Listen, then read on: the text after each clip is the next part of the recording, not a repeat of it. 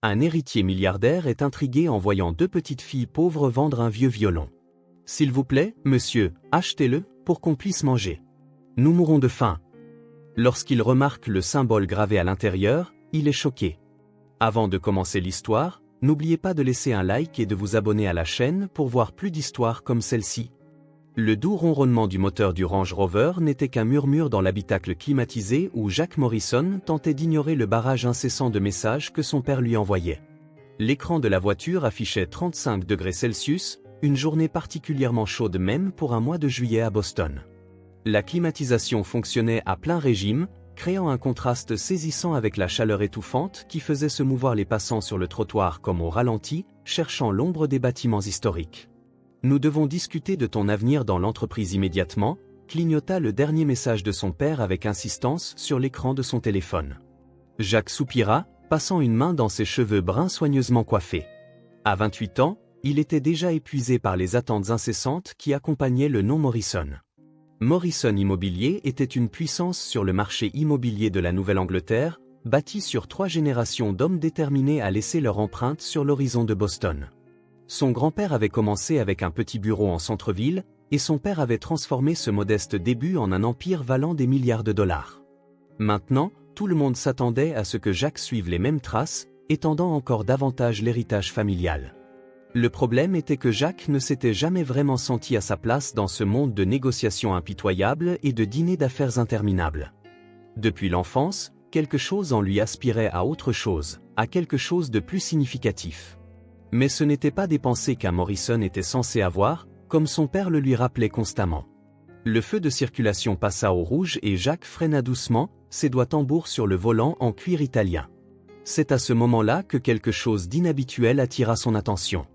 À travers la vitre teintée, sur le trottoir devant un ancien magasin d'instruments de musique, 2 petites filles se distinguaient dans le paysage urbain comme de délicates fleurs au milieu du béton. L'aînée, qui ne devait pas avoir plus de 5 ou 6 ans, avait les cheveux roux tressés négligemment sur son épaule droite. Elle portait une robe bleu clair qui, bien que propre, montrait clairement des signes d'usure excessive. Dans ses petites mains, elle tenait ce qui ressemblait à un vieux violon, le berçant avec une tendresse presque révérencieuse. À côté d'elle, encore plus petite, se tenait une fillette qui ne devait pas avoir plus de 4 ans. Ses cheveux blonds clairs étaient attachés en 2 nattes inégales et elle serrait contre elle un ours en peluche marron qui avait connu des jours meilleurs. Sa robe rose présentait des taches d'eau, comme si elle avait récemment été lavée à la main et n'avait pas séché complètement.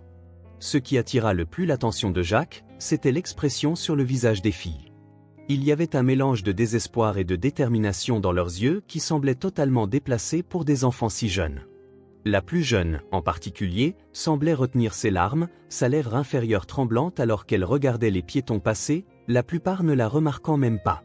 Le feu passa au vert, mais Jack ne bougea pas. Quelque chose dans cette scène le troublait profondément. Où étaient les parents de ses enfants? Pourquoi était-elle seule dans la rue, tenant un violon qui était clairement trop précieux pour être entre de si petites mains? Ignorant le klaxon impatient de la voiture derrière lui, Jack signala et se gara sur le trottoir. Son père disait toujours que s'impliquer avec des inconnus dans la rue, c'était chercher des ennuis, mais il y avait quelque chose chez ces 2 petites silhouettes qui l'empêchait de simplement s'éloigner. « Et, vous deux ?» appela-t-il, sortant de la voiture et s'approchant prudemment pour ne pas les effrayer. « Où sont vos parents ?» L'aîné fit un pas en avant, se positionnant instinctivement entre Jack et sa sœur cadette.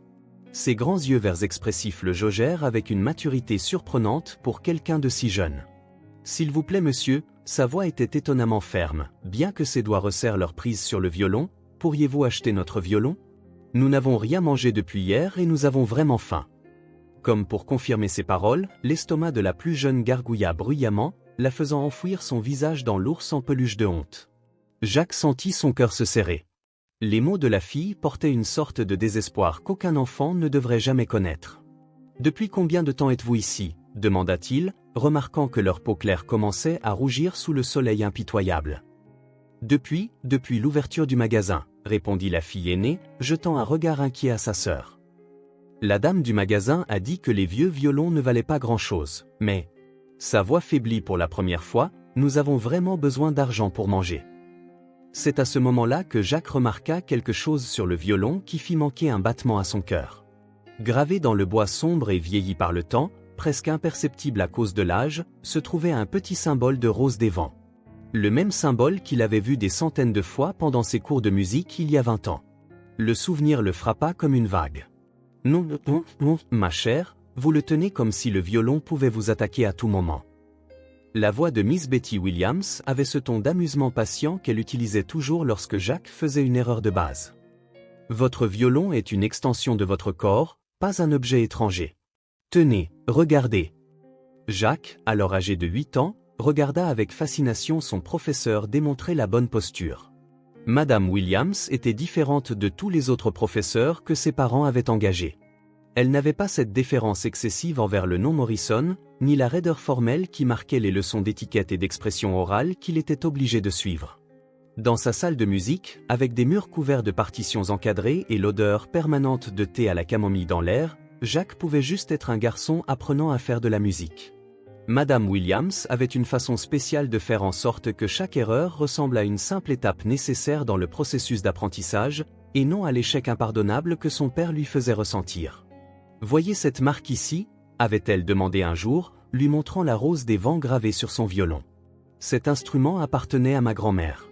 Elle disait que la musique est comme une boussole, elle peut nous guider à travers n'importe quelle tempête de la vie. Jacques avait touché la marque avec respect, sentant les petites crêtes dans le bois sous ses doigts. « C'est pour ça que vous ne jouez jamais d'un autre violon » ? Exactement, mon cher. Certains instruments transportent plus que de la musique. Ils transportent des histoires, des souvenirs, de l'amour. Ce violon ? Elle avait souri, ses yeux brillant d'une chose que Jacques, âgé de 8 ans, ne pouvait pas entièrement comprendre. Ce violon fait partie de mon histoire. La voix de la plus jeune le ramena au présent. S'il vous plaît monsieur, nous avons vraiment faim. Ses yeux bleus, identiques à ceux de Madame Williams, étaient remplis de larmes. Ce violon ? Commença Jacques, sa voix tremblante légèrement alors qu'il se baissait au niveau des filles. Votre grand-mère, s'appelle-t-elle Betty Williams ? Les deux filles échangèrent des regards surpris. Vous connaissez notre grand-mère ? Demanda l'aînée, une étincelle d'espoir illuminant ses yeux. Elle était mon professeur de musique quand j'avais votre âge, répondit Jacques, sortant son téléphone. Après quelques instants à chercher dans sa galerie, il trouva ce qu'il cherchait, une vieille photo numérisée montrant un Jacques de 12 ans souriant à côté de Madame Williams après sa première représentation publique. « C'est grand-mère !» s'exclama la plus jeune, ses yeux s'écarquillant en reconnaissant la silhouette sur la photo. « Regarde, Émilie, c'est elle. »« Sarah, ne t'approche pas trop, » avertit Émilie, toujours prudente malgré le lien apparent avec leur grand-mère. Une vague d'émotions contradictoires frappa Jacques. Comment avait-il pu laisser tant d'années s'écouler ? Comment Madame Williams, qui lui avait tant appris sur la musique et sur la vie, avait-elle pu se retrouver dans une situation où ses petites filles devaient vendre son précieux violon juste pour manger ? Combien de temps, depuis combien de temps n'avez-vous pas mangé un vrai repas ? Demanda-t-il, se levant déjà et cherchant un endroit où il pourrait les nourrir. Hier matin, Madame Martinez nous a apporté du pain, dit Émilie doucement, baissant la voix. Mais grand-mère n'a pas mangé depuis 2 jours. Elle dit qu'elle n'a pas faim, mais elle garde le peu qu'elle a pour vous, termina Jacques, sentant son cœur se serrer. C'était exactement le genre de choses que Madame Williams ferait, toujours à faire passer les autres en premier. Sarah renifla, serrant plus fort l'ours en peluche contre sa poitrine. Grand-mère pleure la nuit quand elle pense que nous dormons, et elle ne peut plus donner de leçons parce qu'elle est si faible. Jacques regarda le violon dans les mains d'Émilie. Cet instrument qui avait été témoin de tant d'heures d'apprentissage et de croissance dans sa propre vie. L'idée que les petites filles de Madame Williams soient forcées de le vendre pour subvenir à leurs besoins vitaux le fit se sentir honteux de tout le luxe qui l'entourait. « Venez avec moi, dit-il fermement. D'abord, nous allons manger quelque chose, puis vous me conduirez chez votre grand-mère. Ce violon, il vaut beaucoup plus que vous ne le réalisez, et je ne vais pas vous laisser le vendre comme ça. » Les filles hésitèrent, des années d'avertissement de ne pas faire confiance aux étrangers pesant de toute évidence sur leurs jeunes esprits. Jacques pouvait pratiquement entendre la voix de Madame Williams les avertir des dangers du monde. « Écoutez, je sais que votre grand-mère vous a dit de ne pas faire confiance aux étrangers, et elle a absolument raison, dit-il en désignant un restaurant familial de l'autre côté de la rue. Alors, voici ce que nous allons faire, vous deux, restez près de la porte où tout le monde peut vous voir pendant que je commande la nourriture. Ensuite, vous me montrerez le chemin de votre maison à pied, et je vous suivrai dans ma voiture. Madame Martinez pourra confirmer qui je suis quand nous arriverons là-bas. Émilie et Sarah échangèrent des regards, ayant l'une de ces conversations silencieuses que seules les sœurs peuvent avoir. Un autre grondement de l'estomac vide de quelqu'un sembla prendre la décision à leur place. « Promettez-vous que vous n'essayerez pas de prendre le violon de grand-mère » demanda Émilie, ses yeux verts fixés sur ceux de Jacques avec une intensité surprenante. « Je le promets, répondit-il solennellement. En fait, je promets plus que cela. Je vais vous aider, vous et votre grand-mère. Madame Williams ?» Il hésita, sentant le poids de ses années de négligence. « Elle compte plus pour moi que vous ne pouvez l'imaginer. » Alors qu'il guidait les filles de l'autre côté de la rue vers le restaurant, Jacques ne put s'empêcher de remarquer la dignité impressionnante avec laquelle elles se comportaient, malgré toute leur adversité. Émilie tenait toujours le violon avec cette tendresse révérencieuse, et Sarah, bien que clairement épuisée et affamée, marchait la tête haute. Son téléphone vibra une fois de plus dans sa poche, probablement son père encore, impatient de son manque de réponse. Mais pour la première fois depuis longtemps, les attentes de la famille Morrison semblaient totalement hors de propos. Le violon dans les mains d'Émilie, avec sa rose des vents gravée sur le bois vieilli, semblait vibrer des souvenirs d'innombrables leçons importantes qu'il avait oubliées au fil des ans. « La musique nous guide à travers n'importe quelle tempête », murmura-t-il à lui-même, répétant les mots de Madame Williams alors qu'il regardait les deux petites silhouettes marcher devant lui. Dans son cœur, Jacques savait qu'il était sur le point d'entamer un voyage qui allait changer à jamais non seulement sa vie, mais aussi celle de toutes les personnes impliquées. Ce qu'il ne réalisait pas encore, c'est que cette rencontre fortuite un après-midi chaud de juillet ne serait que le premier chapitre d'une histoire beaucoup plus grande sur le point de se dérouler, une histoire de seconde chance, de rédemption et du pouvoir transformateur de l'amour et de la musique. Le restaurant italien au coin de Charles Street était presque vide à cette heure. L'odeur de basilic frais et de sauce tomate flottait dans l'air alors qu'Émilie et Sarah dévoraient leurs assiettes de spaghettis comme si chaque bouchée pouvait être leur dernier repas. Jacques les observait avec un mélange de compassion et de culpabilité, se demandant combien d'autres repas elles avaient pu manquer ces dernières semaines. « Vous pouvez manger plus lentement », dit-il doucement, remarquant que Sarah faillit s'étouffer avec un morceau de pain. « Je ne vais pas vous enlever vos assiettes, je vous le promets. » Émilie posa sa fourchette un instant, rougissant légèrement. Le violon de sa grand-mère reposait soigneusement à côté d'elle sur la banquette, gardé comme un trésor. « Désolé, monsieur Morrison, c'est juste que ça fait si longtemps. Appelez-moi simplement Jacques, l'interrompit-il gentiment. Et vous n'avez pas besoin de vous excuser. Je ne veux juste pas que vous vous sentiez mal. » Faisant signe à la serveuse, il ajouta, « En fait, je vais commander des choses à emporter. Votre grand-mère a aussi besoin de manger. » Les yeux de Sarah se remplirent de larmes. « Grand-mère sera si heureuse. Elle dit toujours qu'elle n'a pas faim, mais nous entendons son ventre grogner la nuit. » Jacques sentit son cœur se serrer. Ouvrant son portefeuille, il sortit plusieurs billets verts. « Émilie, dit-il en posant l'argent sur la table, voici 50 000 $ pour le violon. » Les yeux des filles s'écarquillèrent. Émilie laissa tomber sa fourchette, qui cliqueta contre l'assiette. « 50 000 » balbutia-t-elle. Mais la dame du magasin a dit qu'il était trop vieux, qu'il ne valait rien. Cette dame essayait de vous escroquer, expliqua Jacques, sentant un éclair de colère au souvenir. Ce violon est très spécial. C'est un authentique Stradivarius du XVIIIe siècle. Mais plus important encore, il sourit doucement. Il est dans votre famille depuis des générations. Il a une valeur sentimentale qui ne peut être mesurée. Sarah regarda sa sœur avec inquiétude.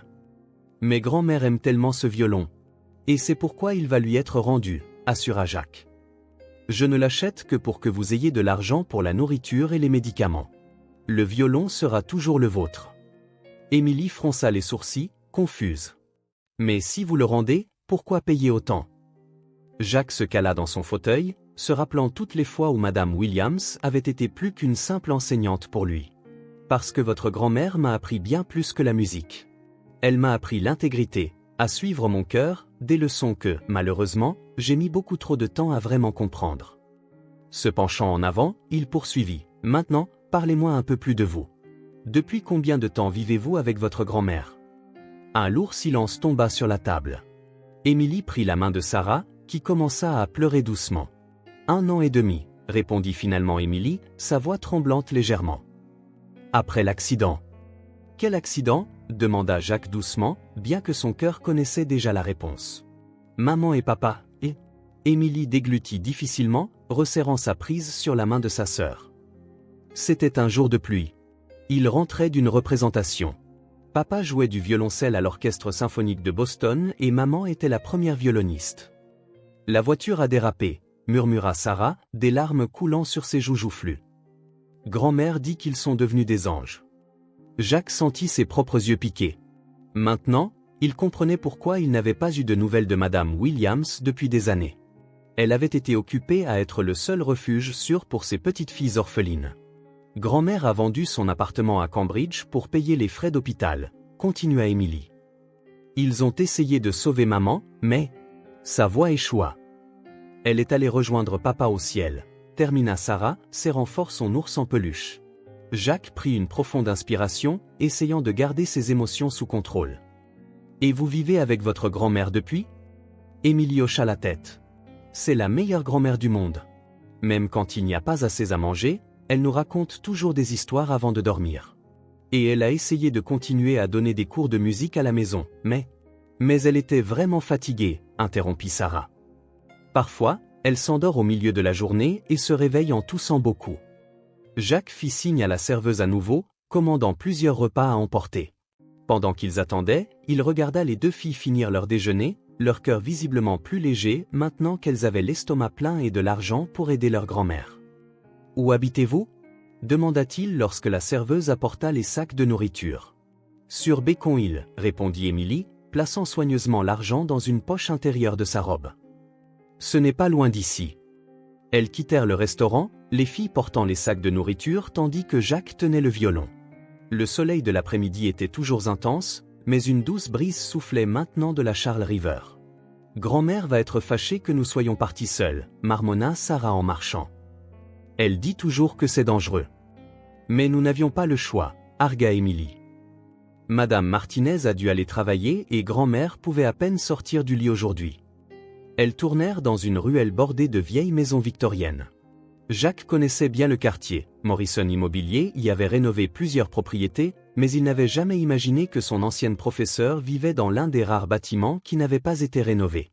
Les filles s'arrêtèrent devant un immeuble de 3 étages qui avait connu des jours meilleurs. La peinture bleue s'écaillait et plusieurs marches menant à l'entrée avaient besoin de réparation. « Nous sommes au 2e étage », expliqua Émilie en prenant une clé attachée autour de son cou. « Madame Martinez vit en dessous de nous, et le 3e étage est vide parce que le toit fuit. » Jacques sentit une nouvelle vague de culpabilité. Sa compagnie possédait des dizaines de propriétés vacantes dans tout Boston, tout en parfait état, tandis que Madame Williams et ses petites filles vivaient dans ces circonstances précaires. Elles montèrent les escaliers en silence, les vieilles planches de bois craquant sous leurs pieds. Au palier du 2e étage, Émilie déverrouilla une porte étiquetée 2B avec des numéros de travers. « Grand-mère » appela-t-elle doucement en entrant. « Nous avons apporté de la nourriture. » L'appartement était petit mais impeccablement propre. De vieilles partitions décoraient les murs et un piano droit usé occupait la majeure partie d'un côté du salon. L'air sentait le thé à la camomille, la même odeur que Jacques se souvenait de ses leçons d'enfance. « Émilie ? Sarah ?» Une voix faible vint de la chambre. « Où étiez-vous ? J'étais si inquiète. » Jacques sentit son cœur faire un bond en entendant cette voix, plus fragile qu'il ne se souvenait, mais portant toujours cette gentillesse qui avait marqué son enfance. « Grand-mère, regarde qui nous avons trouvé. » Sarah courut avec enthousiasme vers la chambre. « Et nous avons apporté de la nourriture. » Jacques s'arrêta à la porte de la chambre, le violon tremblant légèrement dans ses mains. Madame Williams était assise sur un lit étroit, adossée à plusieurs oreillers. Ses cheveux, autrefois d'un brun éclatant, étaient maintenant complètement blancs et beaucoup plus fins. Son visage était pâle et plus fin qu'il ne se souvenait, mais ses yeux bleus ou les yeux de Sarah brillaient toujours de cette lumière spéciale. « Jacques » murmura-t-elle, ses yeux s'écarquillant en le reconnaissant. « Jacques Morrison. »« Bonjour, Madame Williams » répondit-il, la voix rauque. « Désolé d'avoir mis si longtemps à venir vous rendre visite. » Les filles commencèrent à sortir les récipients de nourriture des sacs, les posant sur une petite table à côté du lit. Madame Williams, cependant, ne quitta pas Jacques des yeux, ni le violon dans ses mains. « Mes petites ont essayé de vendre mon violon, n'est-ce pas » demanda-t-elle doucement, sans une once d'accusation dans sa voix. « Elle voulait juste aider grand-mère » expliqua rapidement Émilie. « Et Jacques a payé $50 000 pour ça. » Maintenant, nous pouvons acheter tes médicaments. 50 000, interrompit Madame Williams, choquée. Jacques. C'est le moins que je puisse faire, termina-t-il, s'approchant de son lit et lui offrant le violon. Cet instrument appartient à votre famille. Je veux juste aider. Madame Williams toucha le violon de doigts tremblants, traçant la rose des vents gravée dans le bois. Une nouvelle crise de toux la secoua et Jacques la regarda avec alarme alors qu'elle luttait pour reprendre son souffle. Grand-mère. Émilie courut chercher un verre d'eau tandis que Sarah montait sur le lit pour tenir la main de sa grand-mère. Je vais bien, mes chéris, réussit à dire Madame Williams après quelques instants. J'ai juste besoin de me reposer un peu. Jacques tira une chaise près du lit, déterminé.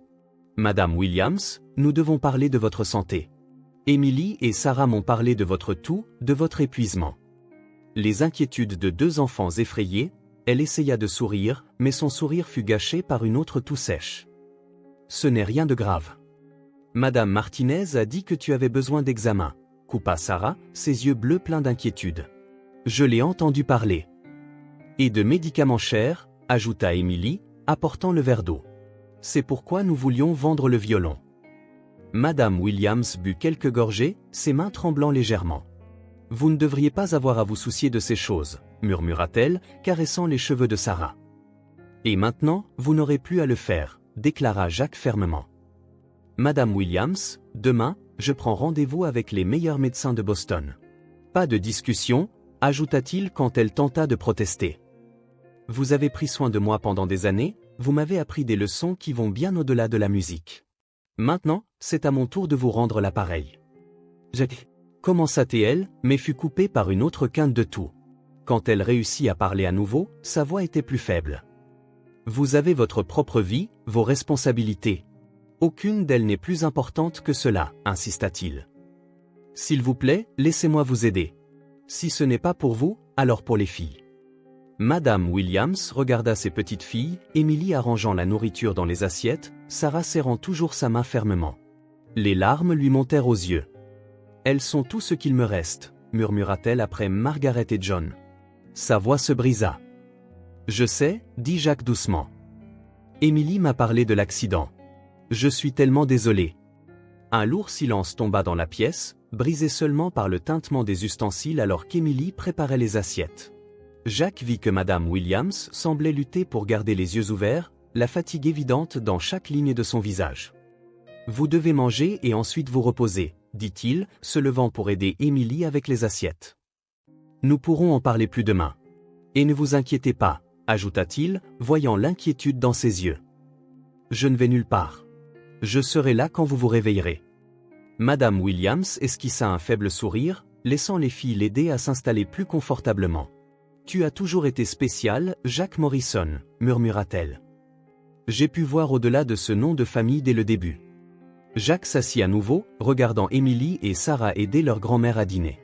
Son téléphone vibrait avec insistance dans sa poche, probablement son père, furieux qu'il ait manqué la réunion de l'après-midi.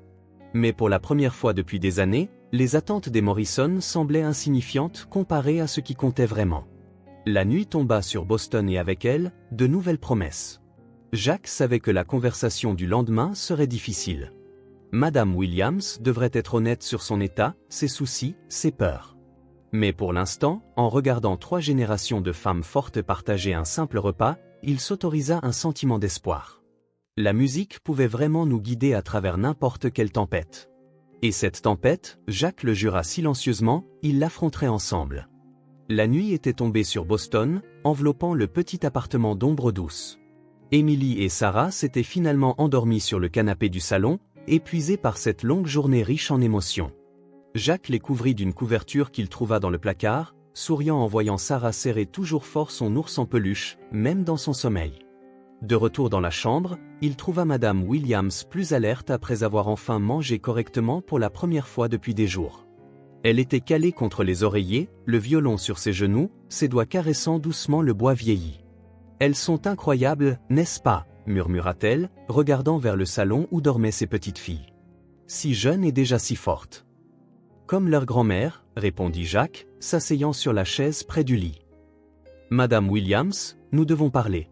Et cette fois, je veux toute la vérité. » Elle soupira, Un son fatigué qui semblait porter le poids du monde. Toujours aussi direct, Jacques. Certaines choses ne changent jamais. Ses yeux rencontrèrent les siens et, un instant, il revit la forte enseignante qui avait façonné son enfance. Où voulez-vous commencer? Par le début, dit-il doucement. Que s'est-il passé après que j'ai arrêté les cours? Comment en sommes-nous arrivés là? Madame Williams resta silencieuse un instant, ses doigts traçant toujours la rose des vents sur le violon. La vie a continué, comme toujours. J'ai enseigné à d'autres élèves, aucun aussi têtu que vous, elle sourit brièvement. Ma fille a épousé John. C'était un merveilleux violoncelliste. Ils ont construit leur carrière ensemble à l'Orchestre symphonique de Boston. Emily est née la première, puis Sarah. C'était la famille parfaite. Sa voix faiblit et Jacques remarqua que ses mains tremblaient légèrement. J'avais un bon appartement à Cambridge, près du conservatoire où j'enseignais. Les filles venaient me voir tous les week-ends. Margaret essayait toujours de me convaincre de prendre ma retraite, disant que j'avais assez travaillé. Mais comment expliquer que la musique n'est pas seulement un travail pour moi, c'est la vie? Une toux sèche l'interrompit et Jacques lui tendit rapidement le verre d'eau. Après quelques gorgées, elle continua. Puis est venue cette nuit pluvieuse. Margaret et John rentraient d'une représentation, la voiture, les routes étaient glissantes. Emily m'a parlé de l'accident, dit Jacques doucement. John est mort sur le coup, murmura Madame Williams, des larmes silencieuses coulant sur son visage. Margaret, j'ai lutté pendant 3 semaines à l'hôpital. J'ai tout vendu ce que j'avais, mon appartement, mes économies, même quelques partitions rares que j'avais collectionnées au fil des ans. Mais ce n'était pas suffisant. Pourquoi n'avez-vous pas demandé de l'aide? Demanda Jacques, la voix serrée. Je l'aurais fait. Oh, mon cher, elle sourit tristement. Vous aviez votre propre vie, et après Margaret? Elle prit une profonde inspiration. Les filles avaient besoin de stabilité.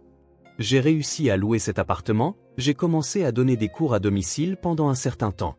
Ça a marché jusqu'à ce que vous tombiez malade, termina Jacques. Depuis combien de temps le savez-vous? Madame Williams ferma les yeux. Le premier diagnostic a été posé il y a 6 mois, cancer du poumon, déjà avancé. Les médecins voulaient commencer le traitement tout de suite, mais... Elle eut un rire amer.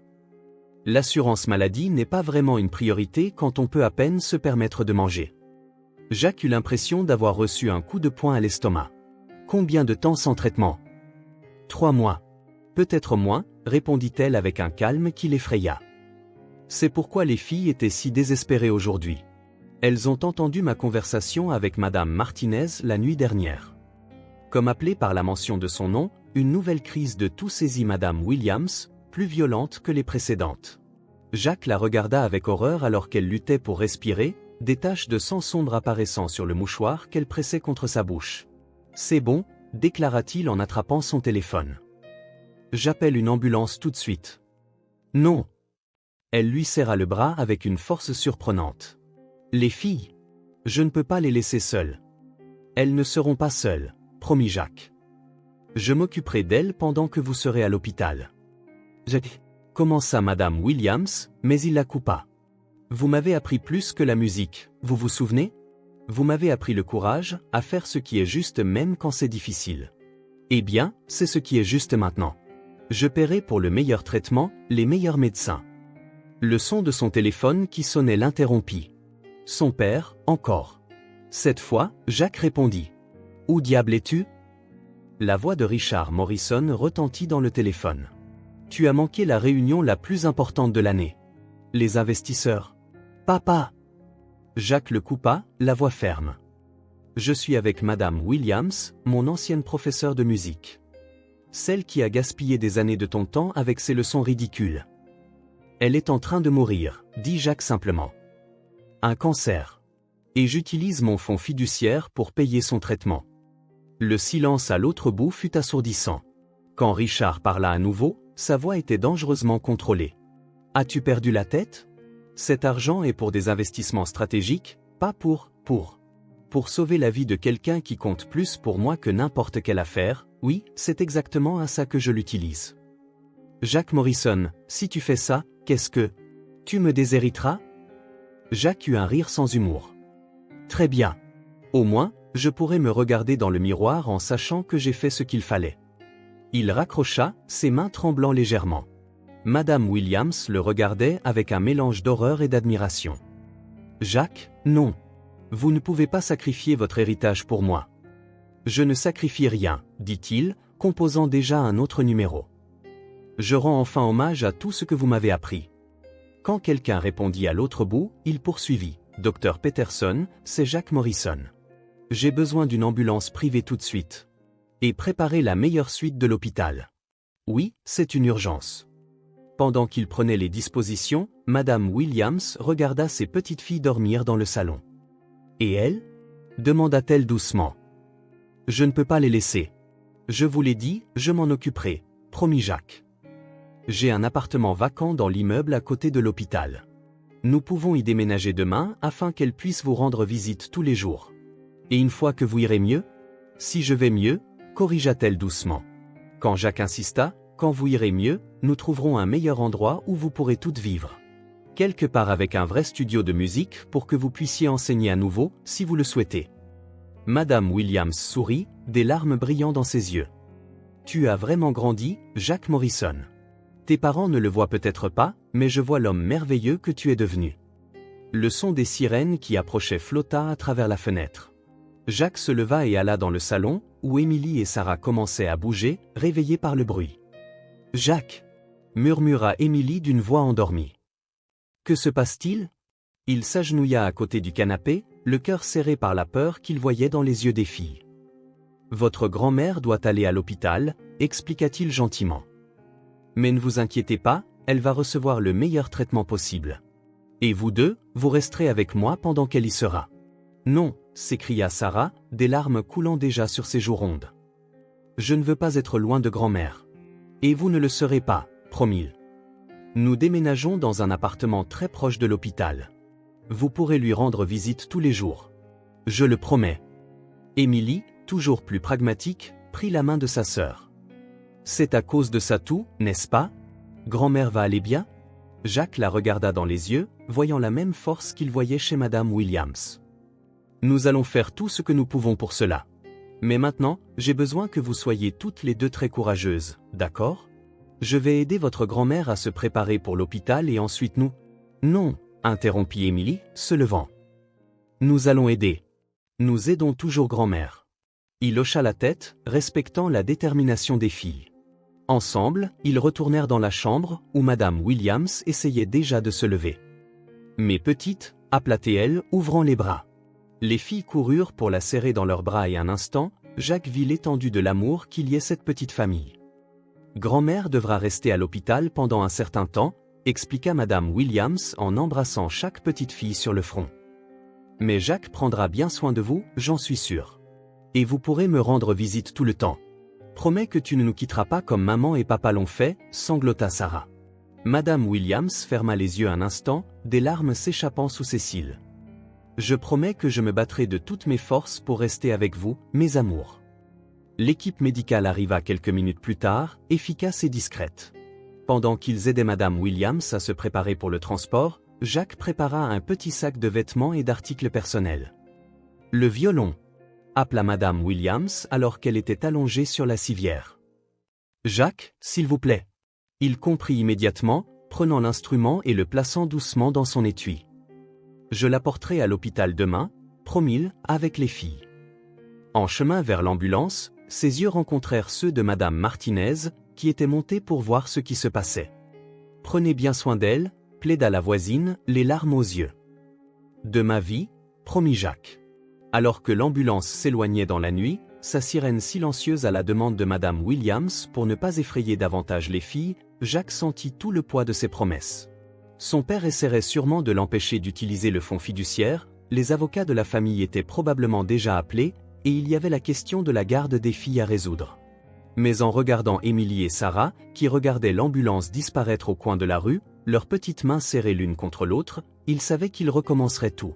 Madame Williams lui avait appris que certaines choses étaient plus importantes que l'argent ou le statut, la famille, l'amour, la musique. « Venez » dit-il doucement, tenant le violon d'une main et tendant l'autre aux filles. « Il commence à faire froid ici. » Émilie hésita un instant avant de prendre sa main. « Jacques » demanda-t-elle d'une petite voix, « grand-mère va mourir. Il s'agenouilla sur le trottoir, regardant dans les yeux des deux filles. Pas si je peux l'empêcher, promit-il. Votre grand-mère est forte. Et maintenant, elle a quelque chose de très important pour laquelle vivre, vous deux. Et je promets que je ferai tout ce qui est en mon pouvoir pour l'aider. Sarah lâcha la main de sa sœur pour le serrer soudainement dans ses bras. Émilie la suivit bientôt, et Jacques se retrouva à les envelopper toutes les deux dans ses bras, sentant leurs petites larmes mouiller sa chemise. Nous sommes une famille maintenant, murmura Sarah contre sa poitrine. N'est-ce pas? Jacques sentit son cœur gonfler d'un amour qu'il n'avait jamais ressenti auparavant. Oui, répondit-il, la voix serrée par l'émotion. Nous sommes une famille. Le violon avec la rose des vents reposait dans son étui, silencieux mais présent, témoin de la promesse qui était faite là, sur le trottoir. La musique pouvait vraiment nous guider à travers n'importe quelle tempête, pensa Jacques. Et cette tempête, ils l'affronteraient ensemble, en famille. Son téléphone vibra à nouveau dans sa poche, probablement d'autres menaces de son père, mais pour la première fois de sa vie, Jacques Morrison n'eut aucune peur de l'avenir. Il avait trouvé quelque chose de plus précieux que n'importe quel héritage, un but. L'appartement près de l'hôpital général du Massachusetts s'était transformé en un petit sanctuaire ces derniers jours. Jacques s'appuya contre l'embrasure de la porte du salon, regardant Émilie tenir avec respect le violon de sa grand-mère alors qu'elle essayait de jouer les notes de « Vous direz-je, maman ». Sarah était assise sur le sol, serrant son fidèle ours en peluche, ses yeux bleus fixés sur sa sœur avec admiration. « Presque », encouragea Jacques quand Émilie manqua une note. « Souviens-toi ce que ta grand-mère disait toujours, la musique est comme une histoire. Chaque note est un mot et nous devons donner à chacune le temps de briller. » Émilie sourit, ajustant sa prise sur le violon. C'était impressionnant de voir comment, en seulement 2 semaines, elle montrait déjà un tel talent naturel. « Grand-mère était si heureuse quand je lui ai joué hier. » dit-elle en reprenant la mélodie. « Tu as vu comme ses yeux se sont illuminés ?» ajouta Sarah, se balançant au rythme. C'était la première fois qu'elle souriait vraiment depuis qu'elle est allée à l'hôpital. Jacques sentit son cœur se serrer.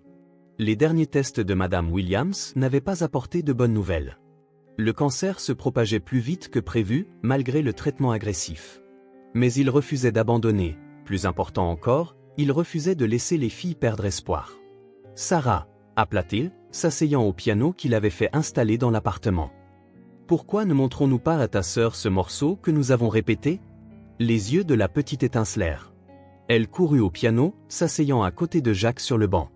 Ses petites mains trouvèrent les touches avec une précision surprenante pour une enfant de 4 ans. 1, 2, 3, compta Jacques doucement, et ensemble, ils commencèrent à jouer une version simplifiée de la lettre à Élise.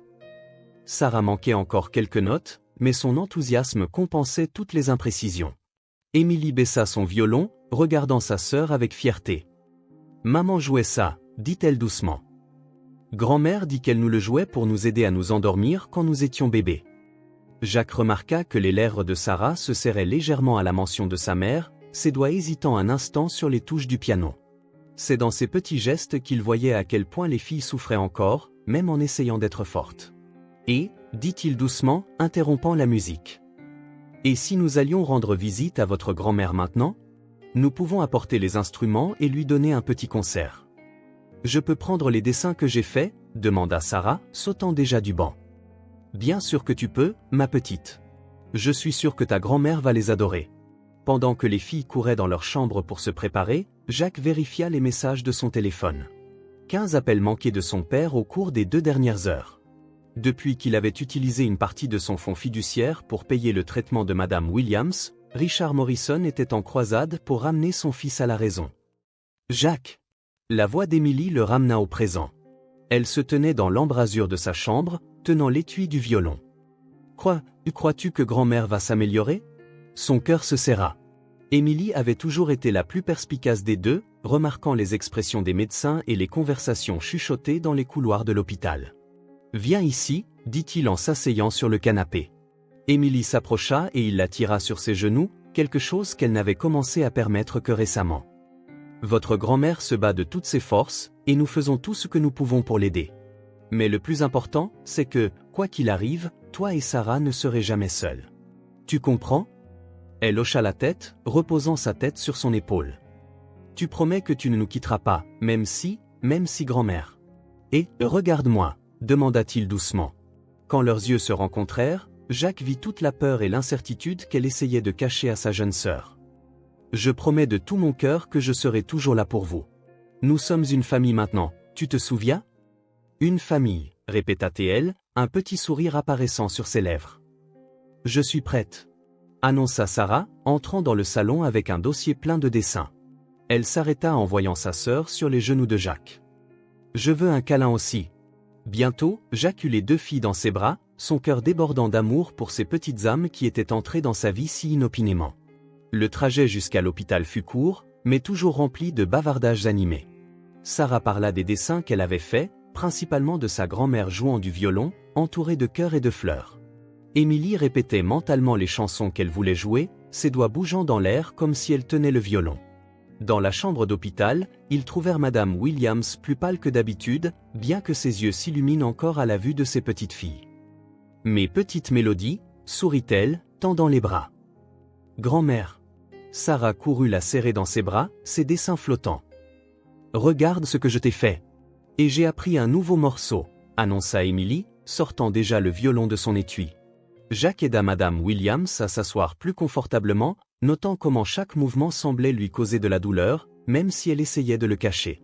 « Jacques, murmura-t-elle pendant que les filles s'installaient pour leur mini-concert, nous devons parler de l'avenir. »« Pas maintenant, répondit-il doucement. Profitons de la musique d'abord. » Émilie commença à jouer. Vous direz-je, maman, chaque note exécutée avec soin. Les yeux de Madame Williams se remplirent de larmes. Elle a le don de sa mère, murmura-t-elle. Et Sarah, la même passion pour le piano que John. Le petit concert dura presque 1 heure. Sarah montra tous ses dessins, expliquant chaque détail avec l'excitation typique de son âge. Émilie joua tous les morceaux qu'elle avait appris, fière de ses progrès. Mais Jacques remarqua que Madame Williams était de plus en plus fatiguée, sa respiration plus laborieuse. Quand une infirmière vint prendre ses signes vitaux, il sut qu'il était temps de partir. « Mais je ne lui ai pas montré mon dernier dessin, » protesta Sarah. « Nous pouvons revenir dès demain matin, promit Jacques. Votre grand-mère a besoin de se reposer maintenant. » Madame Williams embrassa ses petites filles, les serrant un peu plus fort que d'habitude. « Mes petites étoiles, murmura-t-elle, comme vous brillez. » En revenant à l'appartement, Jacques remarqua qu'Émilie était exceptionnellement silencieuse. « Tout va bien ?» demanda-t-il quand Sarah s'endormit sur la banquette arrière. « Grand-mère va plus mal, n'est-ce pas ?» demanda Émilie d'une petite voix. J'ai vu comment l'infirmière regardait les machines. Jacques prit une profonde inspiration. « Votre grand-mère est très malade, oui. Mais cela ne signifie pas que nous abandonnons. Et plus important encore, il lui prit sa petite main, cela ne signifie pas que tu dois porter ce fardeau seul, d'accord ?» Émilie lui serra la main, hochant silencieusement la tête. Quand ils arrivèrent à l'appartement, elle aida à porter Sarah, qui ne se réveilla même pas lorsqu'elle fut placée au lit. « Jacques !» appela Émilie alors qu'il quittait la pièce. « Merci pour tout. » Son cœur déborda d'amour. « C'est ce que font les familles, » répondit-il simplement. Plus tard, après que les filles se furent endormies, Jacques s'assit au piano, jouant doucement pour ne pas les réveiller. Son téléphone vibra à nouveau, un autre message de son père, probablement une autre menace ou un ultimatum. Demain, pensa-t-il, il devrait affronter Richard Morrison et ses exigences. Il devrait défendre son choix de prioriser sa nouvelle famille sur l'Empire Morrison. Ce serait une dure bataille, mais en regardant les dessins de Sarah éparpillés sur la table, en entendant la douce respiration d'Émilie à travers la porte de la chambre entr'ouverte, Jacques savait que cela en valait la peine. La musique l'avait vraiment guidé à travers la tempête, l'amenant là où il avait toujours dû être. Présent comme toujours, comme une promesse que, quoi qu'il arrive, la musique et l'amour trouveraient un chemin. Le matin arriva avec le son doux de la pluie qui tapotait contre les fenêtres de l'appartement. Jacques était dans la cuisine, préparant le petit déjeuner pour les filles. Quand la sonnette retentit, il savait déjà qui c'était avant d'ouvrir. Son père n'était jamais du genre à attendre une invitation. Richard Morrison entra comme une tempête contenue, son impeccable costume italien contrastant avec la simplicité chaleureuse de l'appartement. Son regard froid balaya la pièce, s'arrêtant sur les dessins de Sarah sur le réfrigérateur et le violon posé sur le piano. C'est donc ici que l'héritier Morrison se cachait, sa voix dégoulinait de désapprobation. Jouant à la maison pendant que tu jettes ton avenir par la fenêtre. Bonjour à toi aussi, papa, répondit Jacques, gardant sa voix basse pour ne pas réveiller les filles. Tu veux du café? Je ne suis pas là pour socialiser, John. L'utilisation de son nom formel était un signe clair de mécontentement. Je suis là pour mettre fin à cette folie avant que tu ne détruises tout ce que notre famille a construit. Jacques prit une profonde inspiration, se servant du café. Si tu parles de l'argent du traitement, 50 000 pour le violon, 300 000 pour le traitement initial, encore 200 000 pour les examens et les médicaments, interrompit Richard, sortant un papier de sa poche intérieure. Et maintenant ça? Une rencontre avec l'un des avocats de la famille les plus chers de Boston. Tu as sérieusement l'intention de demander la garde de ses enfants? Comment as-tu? Je suis Richard Morrison. Rien ne se passe dans cette ville sans que je le sache. Il jeta le papier sur la table. Qu'est-ce de prouver, John? Que tu peux être un rebelle? Que tu peux défier tout ce que je t'ai appris? Je n'essaie rien de prouver, répondit Jacques, sa voix stable. Je fais ce qui est juste. Madame Williams a besoin de... Madame Williams. Richard éclata d'un rire sans humour. Ton ancienne professeure de musique. La femme qui a perdu 5 ans de ton temps à essayer de faire de mon fils un musicien médiocre au lieu de le préparer à ses vraies responsabilités. Ne parlez pas d'elle comme ça. La voix de Jacques prit un ton d'avertissement. Vous ne savez rien d'elle ni de ce qu'elle représente pour moi. Je sais qu'elle est en train de mourir, déclara Richard froidement. Et dans un moment de folie, tu as décidé que ce serait une bonne idée de prendre la responsabilité de ces petites filles orphelines? As-tu pris le temps de réfléchir aux implications? La responsabilité d'élever 2 enfants. En fait, j'y ai beaucoup réfléchi. Jacques posa sa tasse sur la table avec plus de force que nécessaire. J'ai pensé à la façon dont ces filles ont perdu leurs parents dans un terrible accident, à la façon dont leur grand-mère a vendu tout ce qu'elle avait pour essayer de les sauver, à la façon dont elles mouraient de faim quand je les ai trouvées. Et cela fait de toi, un homme célibataire de 28 ans sans aucune expérience parentale, la meilleure option pour les élever. Richard haussa un sourcil. Sois réaliste, John. Il y a des familles convenables qui pourraient les adopter, des familles avec de l'expérience. Mais avec la structure, Jacques. La petite voix fit se retourner les 2 hommes. Émilie se tenait dans l'embrasure de la cuisine, toujours en pyjama, ses yeux verts allant de Jacques à l'imposant étranger en costume chair. Et, ma chérie, Jacques sourit, lui tendant la main. C'est bon. C'est mon père. Émilie s'approcha avec hésitation, sa petite main trouvant celle de Jacques. Richard observa l'interaction avec une expression indéchiffrable. Bonjour monsieur, dit-elle poliment, comme Madame Williams le lui avait appris. Richard fit un bref hochement de tête. Où est ta sœur? Sarah dort encore, répondit Émilie, baissant la voix.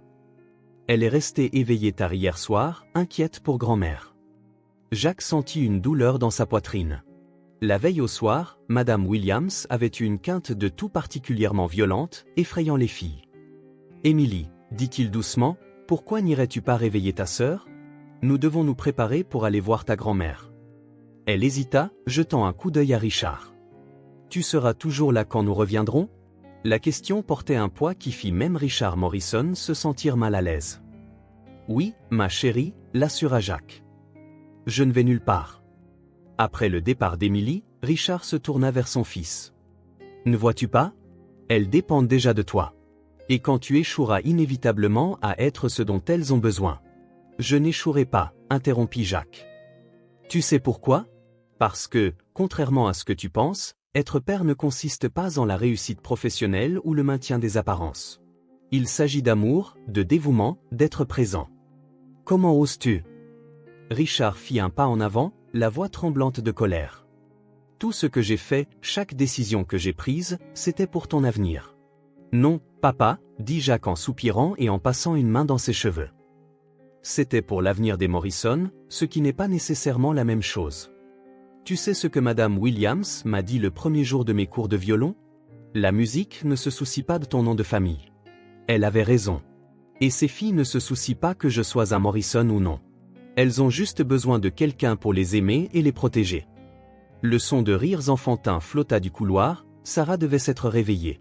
Richard regarda vers le bruit, quelque chose dans son expression s'adoucissant presque imperceptiblement. Tu jettes ton héritage par la fenêtre, dit-il, mais sa voix avait perdu une partie de sa dureté. Je ne jette rien, répondit Jacques doucement. Je choisis un héritage différent. Un qui ne se mesure pas en dollars ou en mètres carrés. La porte de la chambre s'ouvrit et Sarah courut dans la cuisine, traînant son ours en peluche. Elle s'arrêta en voyant Richard, se cachant en partie derrière Émilie. « Bonjour, ma petite », Jacques sourit, ouvrant les bras. Sarah courut vers lui immédiatement, le laissant la prendre dans ses bras. « Ta cravate est jolie », dit Sarah timidement, faisant cligner Richard des yeux de surprise. « Merci », répondit-il automatiquement, observant comment son fils, son héritier, l'avenir de la famille Morrison, tenait la fillette avec une affection paternelle naturelle. « Papa, dit Jacques doucement, je sais que ce n'est pas ce que tu avais prévu pour moi. Mais regarde-les. Regarde-les vraiment. Ce sont deux enfants incroyables qui ont déjà perdu trop. Et maintenant, sa voix se brisa légèrement, maintenant elles sont sur le point de perdre leur grand-mère aussi. Je ne peux pas les abandonner. Je ne le ferai pas. » Richard Morrison était connu dans le monde des affaires pour sa capacité à lire les gens, à identifier leurs forces et leurs faiblesses. Et ce qu'il voyait maintenant chez son fils n'était pas de la faiblesse. C'était une détermination qu'il n'avait jamais vue auparavant. « Tu vas vraiment faire ça ? » Ce n'était pas une question. « Tout abandonner ? » « Je n'abandonne rien, » corrigea Jacques. « Je gagne une famille. » Le silence qui suivit fut brisé par le téléphone de Jacques qui sonna. C'était l'hôpital. « Oui, » répondit-il, tenant toujours Sarah. Son visage pâlit en écoutant. « Je comprends. Nous sommes en route. »« Grand-mère » demanda Émilie immédiatement, sa voix tremblante.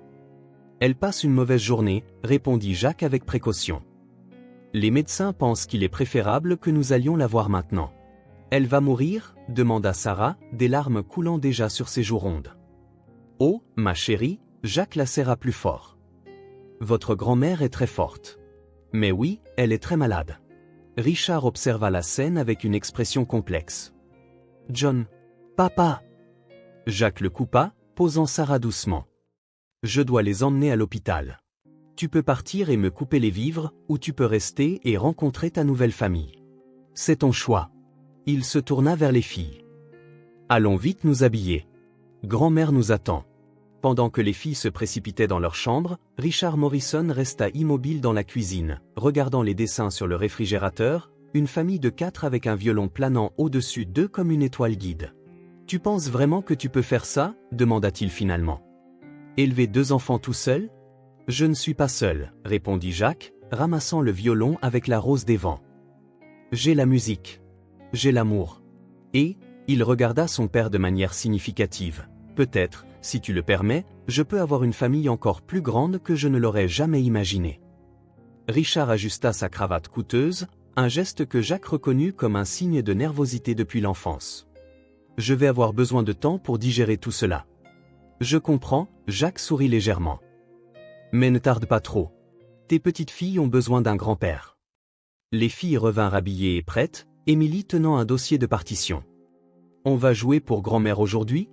demanda-t-elle avec espoir. « Bien sûr que oui, » répondit Jacques, prenant les clés de la voiture. La musique la fait toujours se sentir mieux.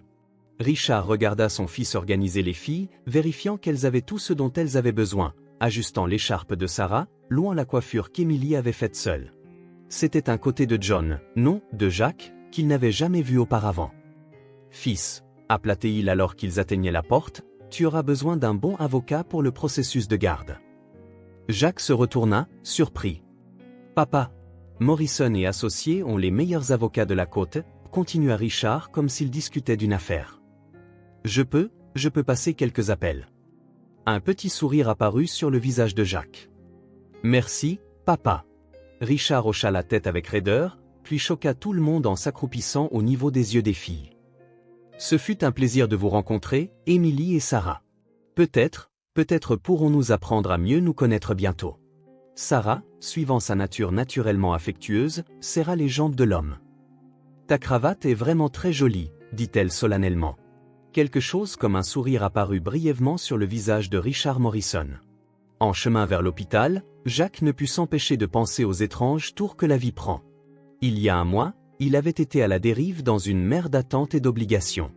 Maintenant, il avait un but clair, un amour inconditionnel pour 2 petites orphelines et peut-être, juste peut-être, une chance de réconcilier les 2 côtés de sa vie. Émilie pratiquait silencieusement ses doigtés, se préparant à jouer pour sa grand-mère.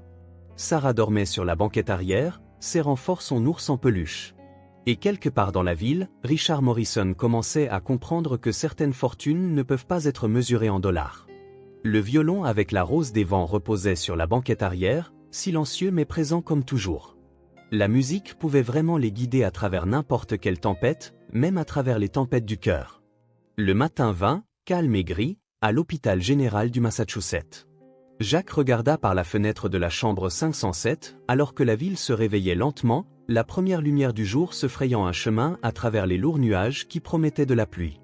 Le son rythmique du moniteur cardiaque était devenu une présence constante ces derniers jours, son bip de plus en plus faible faisant écho à la bataille que Madame Williams était en train de perdre.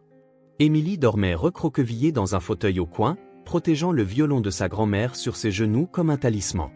Sarah s'était finalement endormie dans le lit à côté de Madame Williams, sa petite main toujours serrée autour de celle de sa grand-mère. Les 72 dernières heures avaient été un tourbillon émotionnel, la pneumonie se développant rapidement comme une complication de son cancer déjà avancé. Jacques s'autorisa un moment de vulnérabilité, laissant les larmes qu'il avait retenues couler silencieusement sur son visage. Comment pourrait-il expliquer à deux enfants qui avaient déjà tant perdu qu'elles pourraient devoir dire au revoir une fois de plus? Comment pourrait-il les préparer à une autre perte? Le soleil se lève? La voix faible de Madame Williams le sursauta. Il se retourna rapidement, essuyant son visage.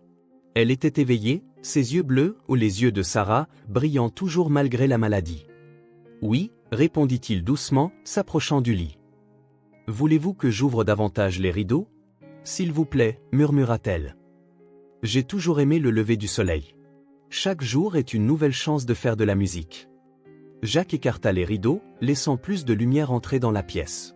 Madame Williams regarda ses petites filles endormies, un sourire faible mais aimant sur ses lèvres pâles. « Elles sont si fortes », murmura-t-elle, plus fortes qu'elle ne le réalise. À côté d'elle. Madame Williams essaya de rire, mais le son se transforma en une toux sèche. Jacques lui offrit rapidement de l'eau, l'aidant à boire quelques gorgées. « Jacques, dit-elle une fois qu'elle eut repris son souffle, j'ai besoin que vous me promettiez quelque chose. » Madame Williams, « S'il vous plaît, insista-t-elle, sa main tremblant alors qu'elle tenait la sienne. « Nous n'avons pas beaucoup de temps et il y a tant de choses que je dois dire. » Jacques hocha la tête, déglutissant la boule dans sa gorge. Madame Williams prit une profonde inspiration, chaque mot lui coûtant visiblement un effort considérable. « Émilie, » commença-t-elle, regardant vers sa petite fille aînée, elle porte tant de responsabilités sur ses petites épaules. Toujours à essayer d'être forte pour tout le monde. Promets-moi que tu la laisseras être une enfant parfois. Apprends-lui que c'est bien de pleurer, d'être en colère, d'être imparfaite. Je le promets, dit Jacques, la voix étranglée par l'émotion. Et Sarah, continua-t-elle, caressant les cheveux de sa petite fille cadette. Ma petite rêveuse. Elle ressent tout si profondément. Le monde peut être si effrayant parfois. Promets que tu protégeras son innocence, mais aussi que tu lui apprendras à être forte. De ma vie, jura-t-il. Madame Williams esquissa un faible sourire. Vous savez, quand Margaret et John sont morts, j'ai cru que mon monde était fini. Mais ces petites, elles m'ont donné une raison de continuer. Et maman, vous? J'ai toujours voulu savoir, dit Jacques doucement, pourquoi vous ne m'avez jamais contacté quand vous aviez besoin d'aide. Elle ferma brièvement les yeux. Vous aviez votre propre vie et vos propres batailles à mener.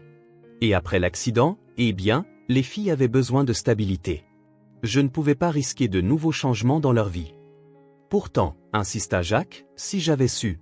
Oh, mon cher, elle sourit de ce sourire qui avait éclairé tant de ses leçons d'enfance. Tu as toujours été spécial, tu sais. Dès cette toute première leçon, quand tu es entré, tout formel dans ton petit costume, essayant de ressembler à l'héritier Morrison parfait. Mais tes yeux ont toujours révélé ton vrai cœur. Le souvenir frappa Jacques de plein fouet. Sa première leçon de violon à l'âge de 8 ans. Il avait été si nerveux, si déterminé à ne pas décevoir son père. La musique ne se soucie pas de votre nom de famille, mon cher, avait dit Madame Williams en lui plaçant un violon dans les mains pour la première fois. Elle ne se soucie que de ce qu'il y a dans votre cœur.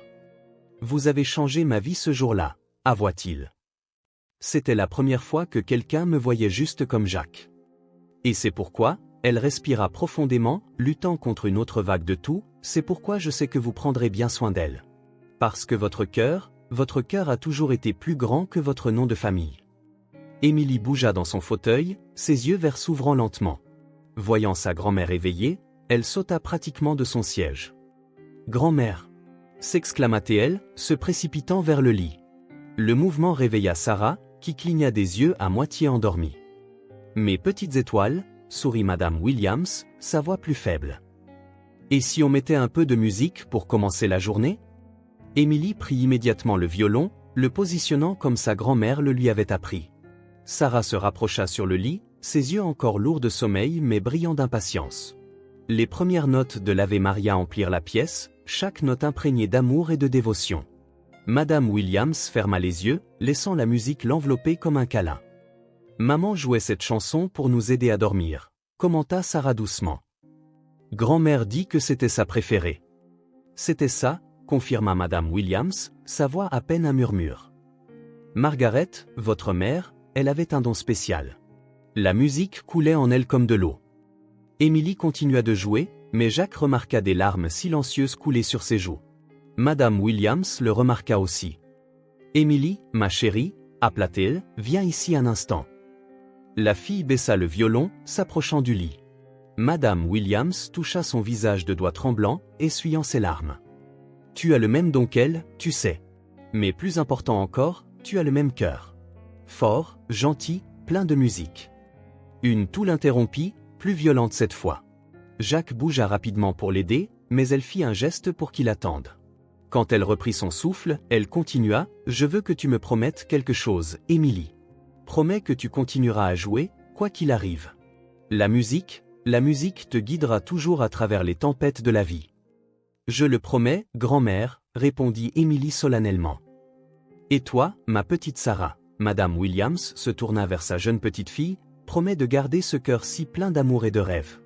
Le monde a besoin de plus de lumière comme la tienne. » Sarah serra sa grand-mère doucement dans ses bras. « Je le promets, grand-mère.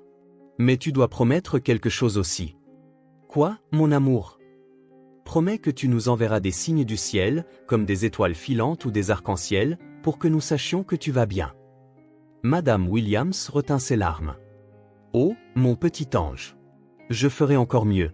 Chaque fois que vous entendrez de la musique, chaque fois que vos cœurs se rempliront de mélodies, je serai là. Là, dans chaque note, chaque accord. » Une autre quinte de toux l'interrompit, celle-ci pire que la précédente. Jacques remarqua avec alarme les taches de sang sur le mouchoir qu'elle utilisait. « Les filles, » appela-t-il doucement, « et si vous alliez prendre un petit déjeuner ? Votre grand-mère a besoin de se reposer un peu. » « Non. » Sarah s'accrocha à sa grand-mère. « Je ne veux pas partir. »« C'est bon, » réussit à dire Madame Williams. « J'ai juste besoin de fermer les yeux un instant. » Émilie, toujours plus perspicace, prit la main de sa sœur. « Viens, Sarah. Grand-mère a besoin de dormir pour retrouver des forces. Nous pourrons lui apporter du chocolat chaud plus tard. » Madame Williams sourit faiblement, ses yeux se fermant déjà d'épuisement. « Mais petite, et si sage. » Quand les filles partirent avec une infirmière qui proposa de les emmener à la cafétéria, Madame Williams rouvrit les yeux, rencontrant ceux de Jacques. « Il ne reste pas beaucoup de temps, » dit-elle simplement. « Je sais, » répondit-il en lui tenant la main. « Les médecins, ils ont dit que la pneumonie se propageait vite. » Jacques, elle lui serra la main avec une force surprenante. « Vous savez ce que vous avez à faire, n'est-ce pas ? Quand je serai parti. Je m'occuperai d'elle, promis-il. J'ai déjà commencé les démarches pour la garde. Mon père, il aide, croyez-le ou non. Il a engagé les meilleurs avocats. » Richard Morrison, elle sourit faiblement. Toujours si déterminé à tout contrôler. Mais au fond, il a un bon cœur. Comme son fils. Il a changé depuis qu'il a rencontré les filles. Je suppose qu'elles ont cet effet sur les gens. Elles ont le don de trouver le meilleur en chacun, acquiesça Madame Williams. Comme leur mère. Margaret voyait toujours la beauté en tout. Sa voix s'éteignit, une expression douloureuse traversant son visage. Madame Williams ? Je vais bien, elle respira. Juste fatiguée. Jacques, le violon ? Il restera avec les filles, bien sûr. Ce n'est pas seulement un instrument, insista-t-elle. C'est notre histoire. notre héritage. La rose des vents, nous les guiderons à travers n'importe quelle tempête, termina Jacques doucement. Je sais. Et je promets que je garderai la musique vivante dans leur vie. Madame Williams sourit, ses yeux se fermant à nouveau. Tu es un homme bon, Jacques Morrison. J'ai toujours su. Et depuis ce premier jour, qu'il y avait de la musique dans ton cœur. Ses mots devinrent plus faibles, sa respiration plus laborieuse. Jacques appuya sur le bouton d'appel de l'infirmière. Reposez-vous, murmura-t-il. Les filles seront là quand vous vous réveillerez. Mais quelque chose dans son cœur lui dit que Madame Williams ne se réveillerait plus. Du moins, pas dans ce monde. Les heures suivantes furent un mélange flou d'interventions médicales et de moments précieux. Les filles revinrent et Émilie joua plus de musique, tout ce que sa grand-mère lui avait appris. Sarah chanta en même temps, sa voix enfantine se mêlant aux notes du violon. En fin d'après-midi, alors que le soleil commençait à se coucher et baignait la pièce d'une lumière dorée, Madame Betty Williams quitta ce monde. Émilie jouait Amazing Grace, l'hymne préféré de sa mère. Sarah était blottie contre le côté de sa grand-mère, fredonnant doucement. Jacques tenait son autre main. Il n'y eut ni drame ni lutte. Juste un dernier souffle doux, un dernier sourire, puis le silence. Le moniteur cardiaque émit son dernier bip au moment exact où Émilie inclinait la dernière note. « Grand-mère » appela Sarah doucement. « Grand-mère, réveille-toi. » Émilie baissa le violon, ses mains tremblantes.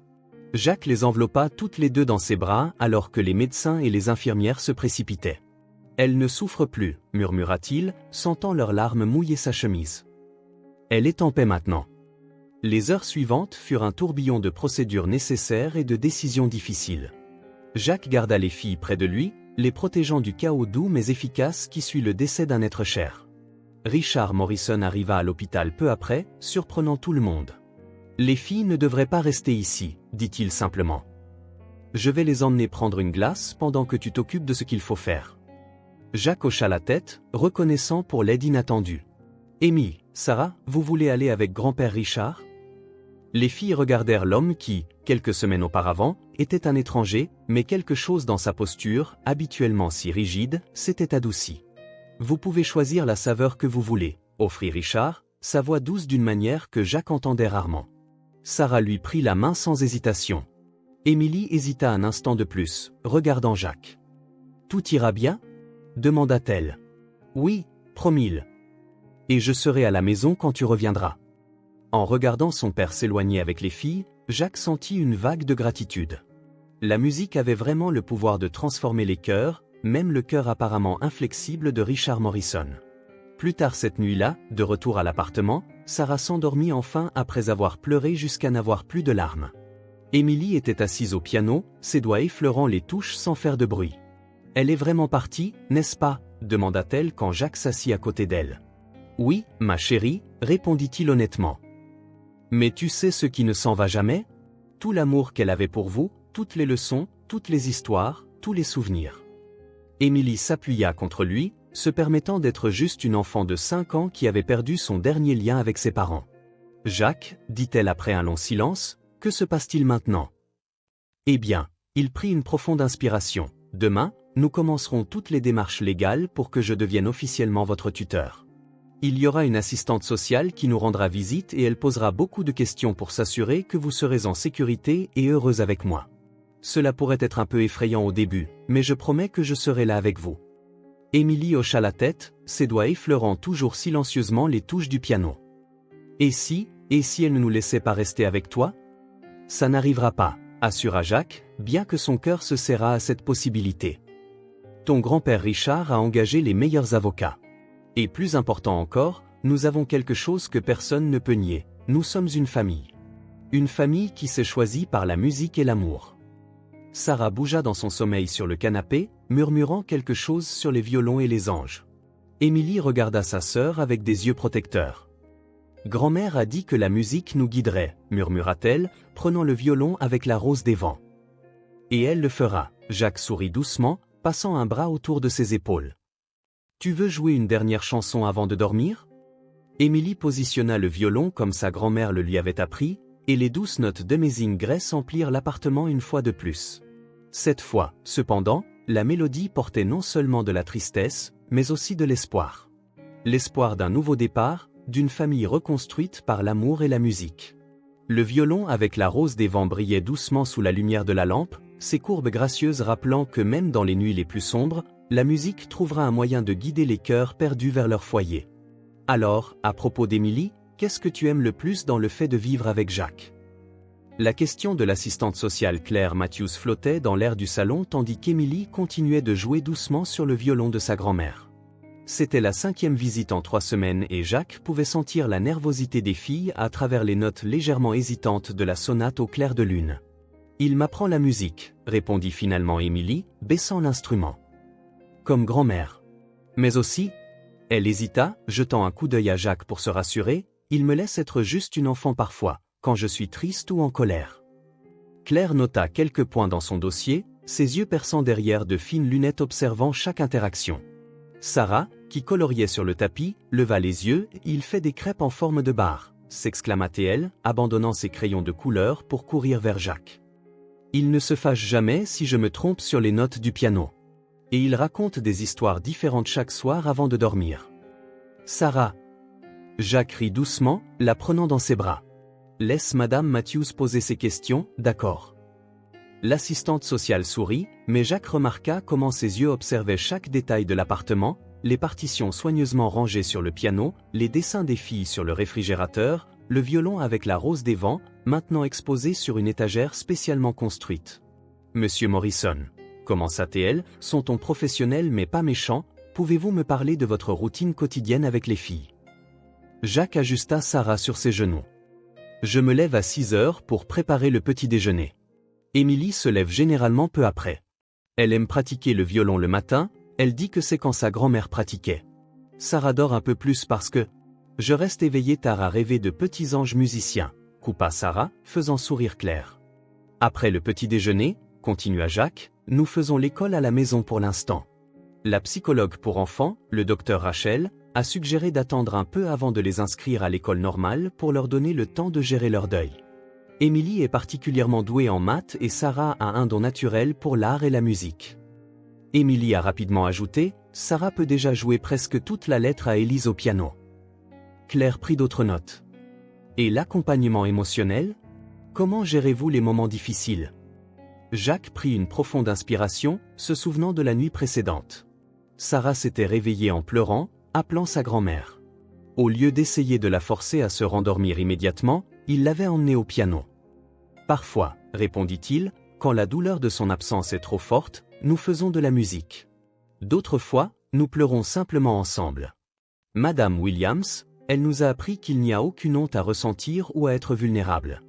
La musique ne juge pas nos larmes, mon cher, elle les transforme en quelque chose de beau. S'était rapproché, tenant toujours le violon comme un bouclier. Madame Matthews, commença la fille, sa voix petite mais déterminée, je sais que vous devez vous assurer que nous allons bien, que Jacques peut prendre soin de nous. Mais, elle regarda sa sœur, toujours sur les genoux de Jacques, nous avons déjà perdu tant de monde. S'il vous plaît, ne les laissez pas le prendre aussi. Le silence qui suivit ne fut brisé que par le son de Sarah qui reniflait, pressant son visage contre la poitrine de Jacques. Claire ferma lentement son dossier. Émilie, Sarah, vous savez toutes les deux qu'il y a une audience au tribunal demain, n'est-ce pas? Les filles hochèrent la tête. Le juge posera beaucoup de questions, comme je l'ai fait. Il doit être sûr que c'est la meilleure situation pour vous. Comprenez-vous? Mais nous savons déjà que c'est le cas, protesta Sarah. Jacques est notre famille maintenant. Il a promis. Et Jacques tient toujours ses promesses. Claire se leva, ajustant ses lunettes. Monsieur Morrison, puis-je vous parler en privé? Dans la cuisine?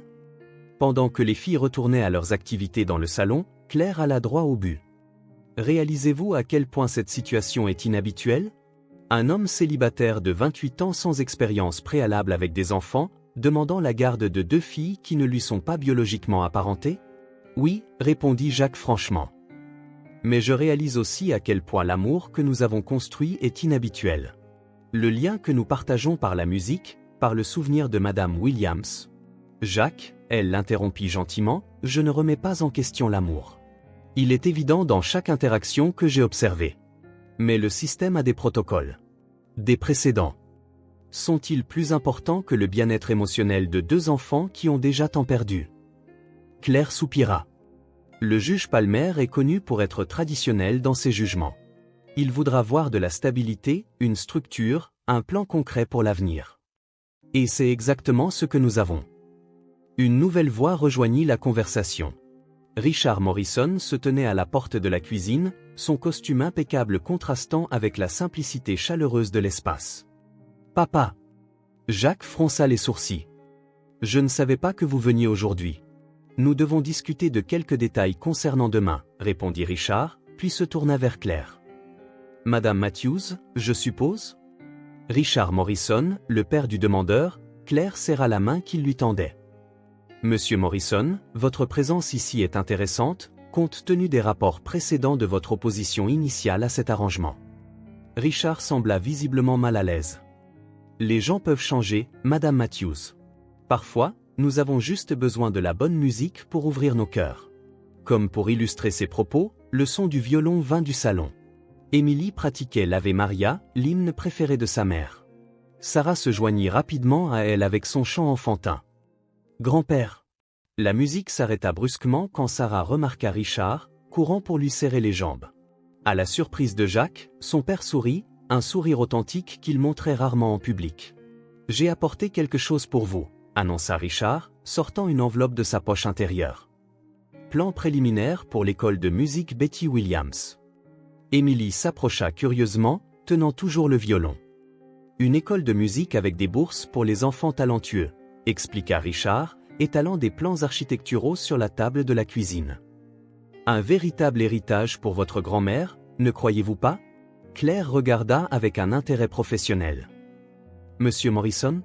Richard, ce projet, est-il sérieux ? » « Morrison Immobilier ne fait jamais rien à moitié, Madame Matthews, » répondit-il, son ton d'affaires adouci par la présence de Sarah à ses côtés. « Nous avons déjà la propriété, les approbations préliminaires et un fonds substantiel pour les bourses. »« Et Jacques aidera ?» demanda Émilie, ses yeux verts étudiant les dessins. « En fait, Richard s'éclaircit la gorge, j'espérais qu'il accepterait de diriger l'ensemble du projet. Une nouvelle branche de notre division de responsabilité sociale, axée sur les arts et l'éducation. » Jacques regarda son père, surpris. « Papa, avant que tu ne dises quoi que ce soit, » Richard l'interrompit, « ce n'est ni de la charité ni de la manipulation. C'est une tentative sincère de faire ce qui est juste, d'honorer l'héritage de Betty Williams. Et, il hésita, d'être le genre de père et de grand-père que j'aurais dû être il y a longtemps. » Claire ferma son carnet. « Eh bien, cela ajoute certainement un nouvel élément à l'équation de la stabilité financière. Mais le juge Palmer voudra toujours. » La sonnette retentit à nouveau, la coupant. Jacques ouvrit et trouva Marcus Chen de Silicon Valley Tech Venture, impeccable dans son propre costume italien. « Monsieur Morrison » sourit-il, lui tendant la main. « J'espère ne pas vous déranger. » Jacques sentit son estomac se serrer. Il connaissait Marcus Chen de réputation, il était le chasseur de tête le plus respecté de la Silicon Valley. En fait, commença-t-il, mais Chen était déjà entré, distribuant des cartes de visite. « Mesdames et messieurs, » dit-il efficacement, « je suis venu en personne car il s'agit d'une opportunité unique, directeur des opérations de Silicon Valley Tech Venture. Un salaire de départ à 7 chiffres, avantages complets, y compris. » « Non !» La voix d'Émilie coupa la présentation comme une lame tranchante. Tout le monde se tourna vers l'enfant de 5 ans qui serrait maintenant le violon comme une armure. « Excusez-moi » Chen cligna des yeux, clairement pas habitué à être interrompu. « Jacques ne partira pas » déclara Émilie, des larmes brillant dans ses yeux. « Il a promis. » Sarah courut serrer les jambes de Jacques. « Tu as promis » répéta-t-elle, la voix tremblante. Chen parut perplexe. « Monsieur Morrison, nous pouvons sûrement discuter des arrangements pour… » « Il n'y a rien à discuter, » interrompit Jacques, prenant doucement Sarah dans ses bras. « J'apprécie l'offre, Monsieur Chen, mais ma vie, ma famille, est ici. Peut-être devrions-nous laisser cette discussion pour demain, » suggéra Claire diplomatiquement. Le juge Palmer voudra connaître toutes les options disponibles. Le lendemain matin était gris et froid, le genre de journée que Madame Williams disait être parfait pour la musique parce que la mélodie apporte de la couleur au monde, expliquait-elle. La salle d'attente du tribunal de la famille de Boston était étonnamment pleine. Madame Martinez était là, ainsi que plusieurs voisins. Les médecins et les infirmières qui avaient pris soin de Madame Williams remplissaient une rangée entière. Même certains de ses anciens élèves étaient venus, leurs instruments soigneusement rangés dans des étuis sous les bancs. Émilie pratiquait des doigtés imaginaires, vêtue de sa plus belle robe bleue, de la même couleur que sa mère avait portée lors de sa dernière représentation symphonique. Sarah dormait sur les genoux de Jacques, son ours en peluche jamais loin. Affaire numéro 2547, requête en garde d'Émilie et Sarah Williams. La voix de la greffière résonna dans la pièce et Jacques sentit son cœur s'emballer. Les prochaines heures allaient déterminer non seulement son avenir, mais aussi celui des deux petites âmes qui avaient déjà tant perdu. Le juge Palmer était exactement comme Claire l'avait décrit, sévère, traditionnel, ses lunettes de lecture posées sur le bout de son nez alors qu'il parcourait les documents devant lui. « Avant de commencer, annonça-t-il, je veux établir quelques faits. Monsieur Morrison, vous demandez la garde légale d'Émilie et Sarah Williams, n'est-ce pas? Oui, votre honneur. Vous n'avez aucun lien de parenté biologique avec les enfants, ni aucune expérience préalable en matière d'éducation d'enfants, n'est-ce pas? Non, votre honneur, mais... Et vous avez récemment abandonné votre poste au sein de l'entreprise familiale pour vous consacrer à cet arrangement. Jacques prit une profonde inspiration. Oui, votre honneur, mais si je peux expliquer. Madame Matthews, le juge le coupa, votre rapport s'il vous plaît. Claire se leva, ajustant ses lunettes. Votre honneur, au cours des 3 dernières semaines, j'ai effectué des visites intensives au domicile de Monsieur Morrison avec les filles. Ce que j'ai trouvé était extraordinaire. Elle décrivit en détail les interactions qu'elle avait observées, les leçons de musique, les discussions ouvertes sur leurs sentiments, la façon dont Jacques avait complètement adapté sa vie pour répondre aux besoins des filles. Mais le plus impressionnant, poursuivit-elle, est le soutien de la communauté. Madame Martinez, elle désigna la voisine, aide les filles en cas de besoin. Les médecins qui ont soigné Madame Williams continuent de surveiller le bien-être des enfants. Et la famille Morrison, elle jeta un coup d'œil à Richard, s'est engagée dans un projet ambitieux honorant l'héritage de Betty Williams. C'est à ce moment que Marcus Chen se leva. Votre honneur, si je peux me permettre? Le juge hocha la tête et Chen présenta formellement la proposition de Silicon Valley Tech Venture. Jacques sentit Émilie lui serrer la main alors que le salaire astronomique, les avantages et les opportunités étaient mentionnés. C'est une offre assez considérable, commenta le juge. Monsieur Morrison? Jacques se leva lentement, tenant toujours la main d'Émilie. Votre honneur, au cours des dernières semaines, j'ai appris quelque chose qu'aucune école de commerce n'aurait pu m'enseigner. J'ai appris que la vraie richesse ne se mesure pas en chiffres ou en titres professionnels. Il ramassa le violon avec la rose des vents qu'Émilie avait apporté. Cet instrument a une histoire. Il appartenait à la grand-mère des filles, avant elle, à leur arrière-grand-mère. Madame Williams disait que la musique nous guide à travers n'importe quelle tempête. Elle m'a appris cela quand j'avais 8 ans, un garçon effrayé qui essayait de se montrer digne du nom de Morrison. Et maintenant, le juge le pressa. Maintenant, j'apprends à ces petites filles que la famille n'est pas seulement le sang. C'est l'engagement, l'amour. Il sourit à Émilie et Sarah. C'est la musique que nous faisons ensemble. Puis quelque chose d'inattendu se produisit. Émilie lâcha la main de Jacques et marcha au centre de la pièce, portant le violon. Votre honneur, dit-elle, sa voix petite mais claire remplissant la salle d'audience, puis jouer quelque chose. Le juge parut surpris, mais hocha la tête. Émilie positionna le violon exactement comme sa grand-mère le lui avait appris, ses petits doigts trouvant les cordes avec précision. Un instant, toute la salle d'audience retint son souffle. Les premières notes d'Amazing Grace emplirent la pièce, chaque note chargée d'émotion. Sarah, reconnaissant la mélodie, posa son ours en peluche et se dirigea vers sa sœur, se joignant à elle avec son chant enfantin, Amazing Grace, How Sweet the Sound. Jacques regarda, des larmes silencieuses coulant sur son visage, les filles faire leur propre plaidoyer de la meilleure façon qu'elles connaissaient, par la musique. Au premier rang, Richard Morrison essuya discrètement ses yeux. Quand la dernière note s'éteignit, Émilie baissa le violon et regarda directement le juge. C'était la chanson préférée de notre maman, dit-elle. Grand-mère nous a appris que quand on la joue, elles sont toujours avec nous, maman, papa et maintenant grand-mère aussi. Sa voix trembla. Jacques, il comprend ça. Il sait que nous avons besoin de musique pour ne pas oublier qui nous sommes. Sarah prit la main de sa sœur et il fait partie de notre musique maintenant, ajouta-t-elle simplement. Un silence profond emplit la salle d'audience. Le juge Palmer retira ses lunettes, les essuyant méthodiquement comme s'il essayait d'absorber ce qu'il venait de voir. « Madame Matthews, dit-il enfin, vos dernières réflexions. » Claire se leva, la voix étranglée par une émotion à peine contenue. « Votre honneur, quand j'ai commencé à évaluer cette affaire, je cherchais des preuves de stabilité et de capacité. Ce que j'ai trouvé était quelque chose de bien plus rare, un amour inconditionnel et un engagement authentique. Au cours de mes visites, j'ai été témoin de moments qu'aucun rapport ne peut vraiment capturer. » Elle décrivit comment elle avait trouvé Jacques enseignant le piano à Sarah à 3 heures du matin après un cauchemar, comment Emily pratiquait le violon chaque matin, déterminée à honorer l'héritage de sa famille, comment la musique était devenue leur langage de guérison. De plus, continua-t-elle, toute la communauté s'est mobilisée pour les soutenir.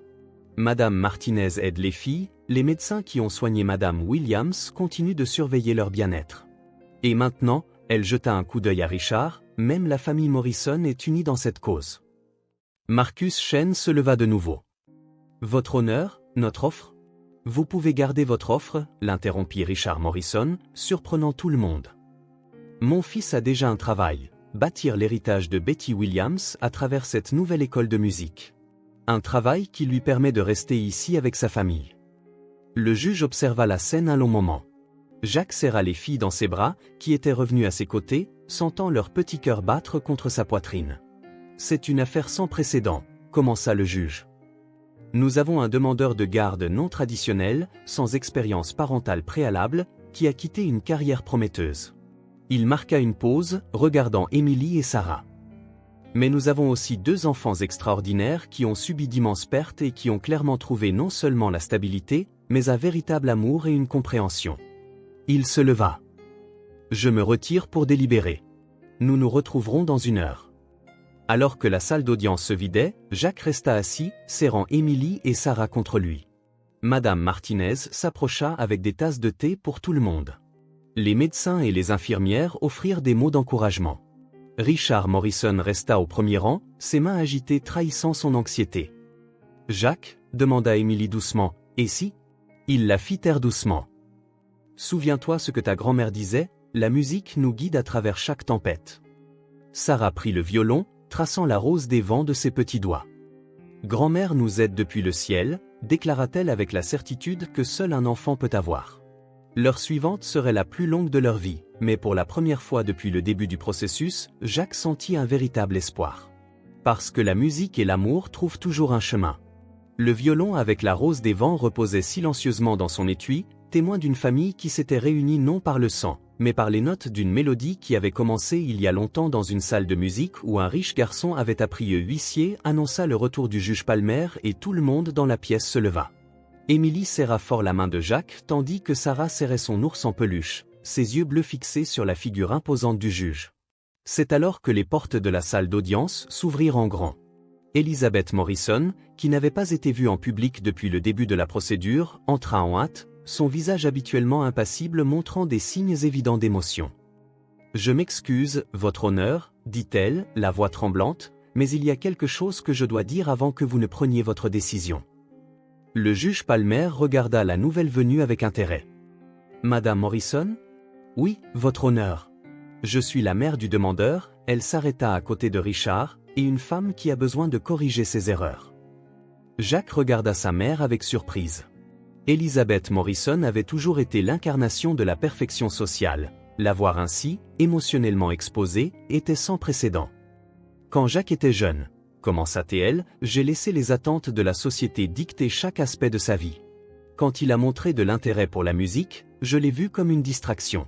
Quand Madame Williams a commencé à nourrir sa passion pour l'art, Elle hésita, j'ai aidé à mettre fin aux leçons. Emily jeta un coup d'œil à Jacques, qui ne pouvait pas quitter sa mère des yeux. Mais maintenant, en voyant mon fils avec ses filles, en étant témoin de l'amour qu'ils ont construit par la musique, je réalise que j'avais tort depuis le début.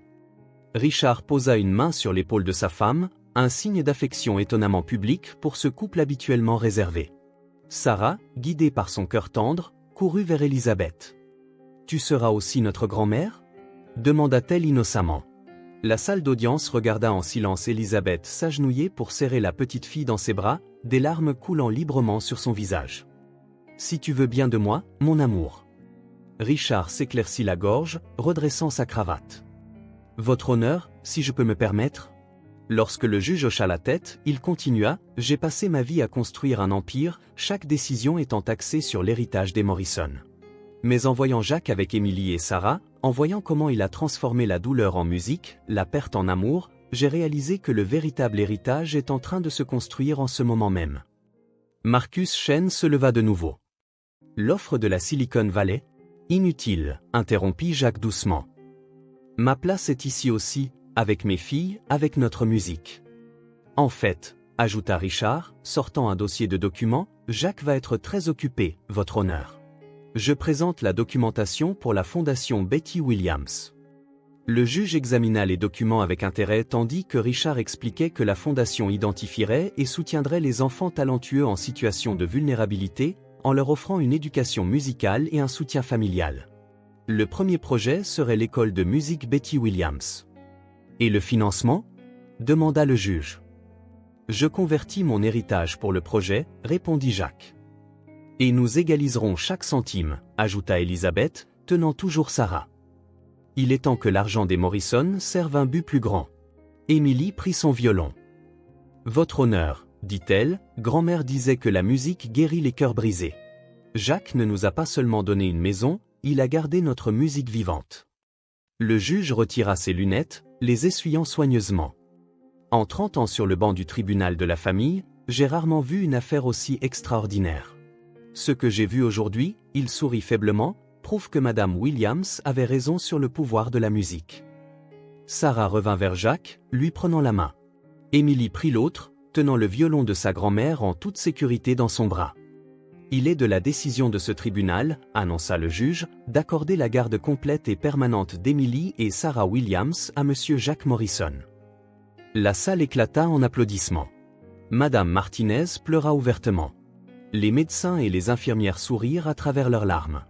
Au centre de tout cela, Jacques tenait ses filles tandis que ses parents les rejoignaient dans une étreinte attendue depuis longtemps.